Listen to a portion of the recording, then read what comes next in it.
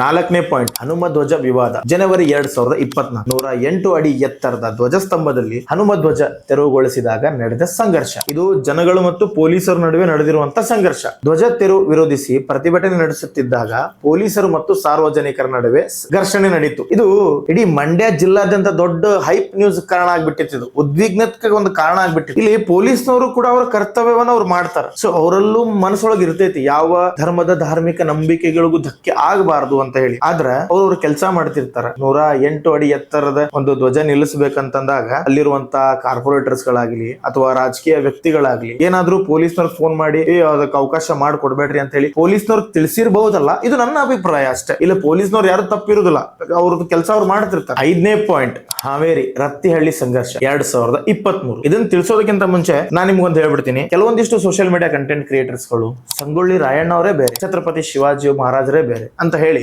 Social ಮೀಡಿಯಾದಾಗ post ಹಾಕುದು, ಅವರು ಮರಾಠಿಗರು ಇವರು ಕನ್ನಡಿಗರು ಅಂತ ಹೇಳಿ ಜಗಳ ಮಾಡುವಂತದ್ದು.